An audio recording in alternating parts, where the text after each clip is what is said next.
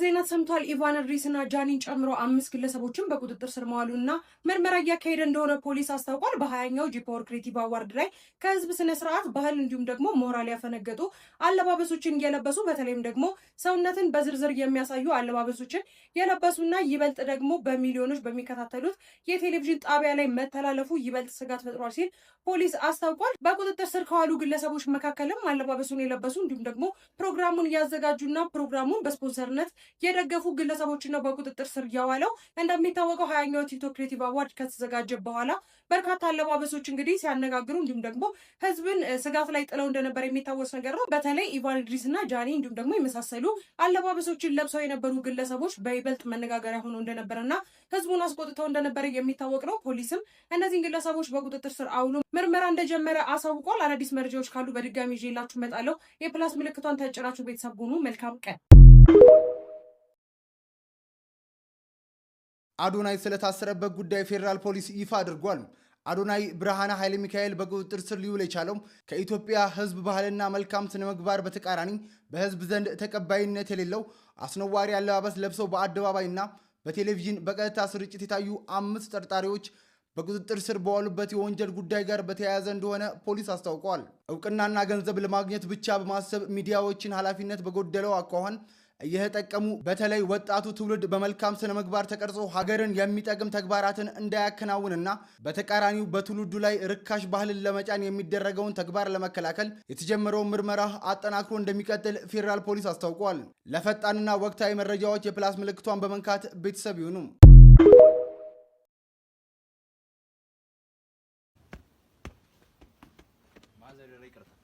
ማዘር በጣም ይቅርታ የዛሬ ምንጭ ሁለተኛ አረ ማዘር ይቅርታ እስከመቼ ነው እንደዚህ ስንት አመት አፈነዱኝ። አረ ማዘር ምን እሺ ነው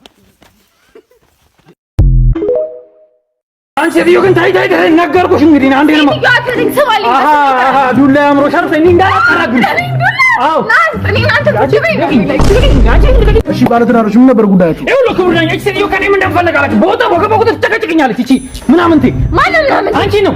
አው አንተም አልተባልክ ሬሳ ተረጋጉ። ምን ነበር ጉዳይሽ? ይኸውልህ ክቡር ዳኛ ሰው ወንድ ይመስል ምንም አይችልም። ምንም ይሄ ሬሳ ማለት ለመተኛት እናቴ ጋር አልተኛም እንዴ?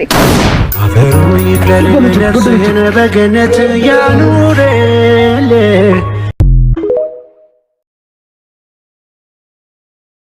ይሄ ሁሉ ከተማ ነው?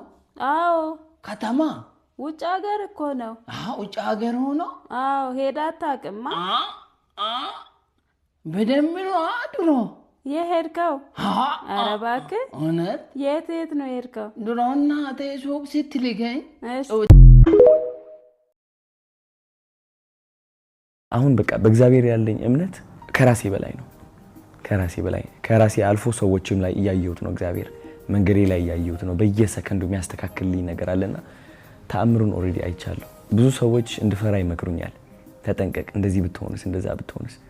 ይህ ሁሉ ያመቻቸልኝ እግዚአብሔር ራሱ ይዞ እጄን ይዞ ወደ ዓላማዬ እንደሚያደርሰኝ እርግጠኛ ነኝ። ሰይጣን ድሮን የለው፣ ስናይፐር የለው። የሰይጣን ትልቁ መሳሪያ ፍርሃት ነው። ፍርሃት ደግሞ ክሪፕል ያደርጋል። 2 ሜትር ቁመት ይዘህ ግን ሽባ ነህ፣ አትሄድም። ብዙ ገንዘብ አለህ፣ አትጀምሩ። አገር የሚቀይር ትልቅ ኤነርጂ ያለ አንተ ውስጥ አትሞክርም። ፍርሃት መጥቶ እንዳትሞክር ይላል። ፍርሃትን መዋጋት ያስፈልጋል። ፍርሃትን የምንዋጋበት የመጀመሪያው መንገድ በቃል ነው። መዝሙረ ዳዊት ምዕራፍ 118 ቁጥር 6 ላይ እግዚአብሔር ረዳቴ ነው አልፈራም፣ ሰው ምን ያደርገኛል? ይሄንን ወርድ ነው አንተ ስግጥ ፍምስ ውስጥ ያስተማርከው። እንደዚህ ሰዎች ደፍሮ እንዲወጡ አተቀሙ ምን አጠፋለህ? አንዳንዴ ግን የነገሮች መገጣጠም ግርም ይለኛል። ማለት እንደ አጋጣሚ ሆኖ ዛሬ ቅቅል አምሮኝ ነበር እና እናንተ ደግሞ ቀበቶ አላሰርክም። እሺ እንካው አው ያፈዘተ መንጃ ፍቃድ ምን አጠፋው? አለቃ ባክ መንጃ ፍቃድ አውጣ። ኧረ አለቃ መኪናውን ከያዝኩት እኮ ገና 1 ሳምንቴ ነው። አዎ እኔም ቅቅል ከበላው 1 ሳምንቴ ነው። እሺ ይኸው ያፈዘጂ መንጃ ፍቃድ ይኸው አምጫው። ቀይ መብራት ነበረ ላይሽ አይቼዋለሁ። ታዲያ ማልቆምሽ አንተን አላየሁም ነበር። ያዘዛታ ምን እየቀምክ ነው? የባህር ዳሯን ነው። ቆንጆ ጫት እየቀምክ ነው? አዎ ቢንም እየተወገው ነው። ኧረ አረቄም እየጠጣ ነው። አዎ ፓፒ ምን እሺ መንጃ ፍቃድ አሳያለሁ። አንተንማ ባላቸው ሲሳይ አስቻለው። በላቸው ሲሳይ መንገድ ትራንስፖርቱ? አዎ ኃላፊው ነኝ። አለቃ ወይ ሺሻ ይምጣ እንዴ? እንጋይን ምንድነው? ሮጥ ብለህ እዛ ሱቅ ሄድና ጋምዳን ሲጋራ ገዝተልኝ ነው። እሺ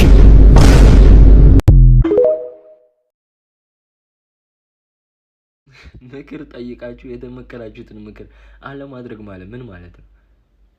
የኔ ምክር አይረባም ማለት ነው? የኔ ምክርና ዜሮ ምክር ያው ነው?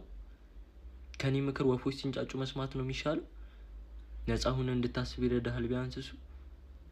እንደ ተቀበልከው መስለህ ሂደህ እንዴት ሌላ ነገር ትወስናለህ? ይሄ እኮ ስድብ እኮ ነው። ለምን ጠየቀኝ ታዲያ? ነፃ ኢነርጂ ነኝ እኔ? ያ ሁሉ ነገር አስረድቼ ምን ማለት ነው? ሰው ወዶ አይደለም ለካ የሚያስደግመው። ጉድ ሞርኒንግ ክላስ ፒስ ነው ቲቸር። ዋጎን ቲቸር አታ ምን አባ ነው? ኧረ ቲቸር አዲስ አስተማሪኛ እንዲህ ነው የምንቀበለው። አሁን ዘፍና ትቀላቀል ወይስ የሻማ ቱር? አይ ዘፍና ትቀላቀል። ዘፍና ትቀላቀል። በቃ ይዘፈን። በቃ ዘፍነሽ ተቀላቀይ። ዝጋተ የነቅሎ ወራጅ ልጅ ስም። አሁን ሁሌም እየተነሳ አንዳንድ ምሳሌ ያነጋገር ገብቶሃል? ጀምር አንተኛው። ለብርሃኑ ነጋ፣ ለኛ ግን ጨለመ። ፀሐይ መማር ትወዳለች፣ እኛ ግን አንወድም። መምህርና ሰይጣን ሲፈትን ይኖራል። የተማረ ተማረረ፣ የሚያስተምሩትን አያውቁምና ይቀርባላቸው። ኦኬ እኔ ባንቺ ፍቅር ስተታ ሳይሽንት የመጣ ቆይ ሸንቼ ልምጣ።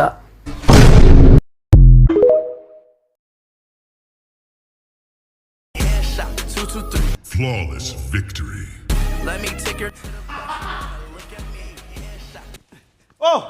ምን ሆነ ነው? እኔ የዓለማችን ፈጣኑ ሰው ነኝ። ዘፍላሽ እባላለሁ። የጎደለኝ አንድ ነገር ብቻ ነው፣ እሱም ፍጥነት ነው። ይቅርታ፣ እኔ ነኝ በሽተኛ ወይስ እሱ ነው? ወይስ እናንተ ናችሁ በሽተኛ? ምንድነው እየተፈጠረ ያለው? ቆይ ምንድነው ችግር? ነገርኩህ እኮ ፍጥነት ነው። ታዲያ ለምን አዲሱን የዱዲ ኤሌክትሪክ ሞተር አትጠቀምም? ምንድነው? በሀገራችን የመጀመሪያ የሆነው ስዋፐብል ባትሪ ቴክኖሎጂ ወይም ደግሞ ተቀያሪ ባትሪ የሚጠቀመው ሞዴል TS1 የኤሌክትሪክ ሞተር ዱዲ ይዞላችሁ በሊቲየም አዮን ባትሪ በፉል ቻርጅ 100 ኪሎ ሜትር 200 ኪሎ ግራም ጭኖ መሄድ የሚችል ሲሆን የሞተራችሁንም ባትሪ መጠን ለመቆጣጠር የሞባይል መተግበሪያ ተዘጋጅቶላችሁ እንዲሁም በአዲስ አበባ ውስጥ የተለያዩ ባትሪ መቀየሪያ ጣቢያዎች የተዘጋጀላችሁ ሲሆን ለመጀመሪያዎቹ 50 እድለኞች በአዲስ አበባ ውስጥ ብቻ ተዘጋጅቶላችኋል።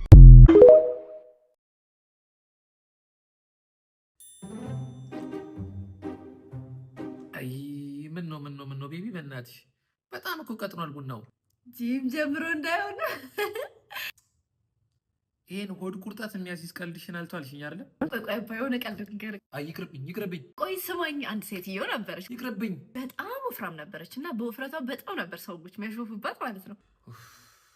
አንድ ወር ጠፍታ የሆነ ሼፕ ይሆናል መጣችን መሰለ እስት ብላ እንዴት ሆነ አትልም? እንዴት ከኔ ቡና ጋር አንድ ላይ ጂም ጀምሮ ነው። ነገር አይሻልም እንዴ? ከዚህ ከልጅ በእናትሽ ከቻልሽ ከዚህ በኋላ እንደው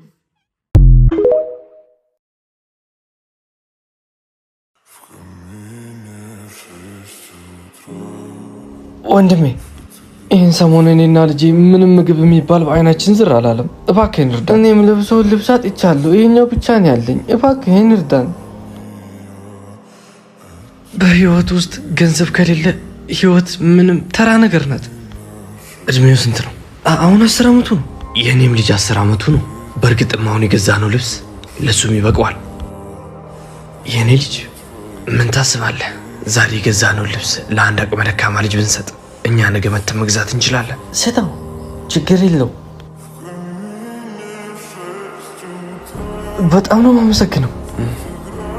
የት አካባቢ እንደምትኖሩ ማወቅ እችላለሁ? እታች ድልድዩ ስር አካባቢ ነው የምንኖረው። አንዳንዴ ግን ላንኖር እንችላለን፣ ምክንያቱም ባቡል ሀይር የተባለ የበጎ አድራጎት ድርጅት አለ። እዛ እየሄድን ራባችንን በሚገባ ነው የምናስታግሰው። ከዛ በኋላ ድልድዩ ስር ታገኘናለን። ጥሩ።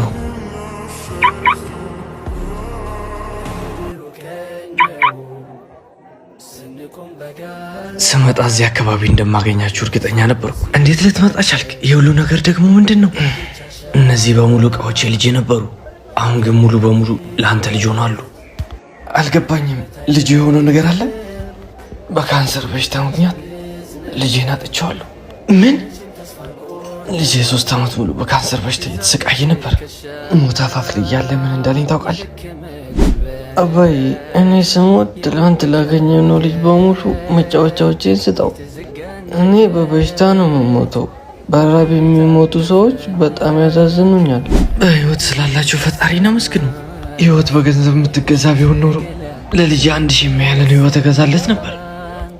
አንተና ልጅ በጣም ሀብታሞች ናችሁ። ምክንያቱም ነገ ማየት ትችላላችሁ።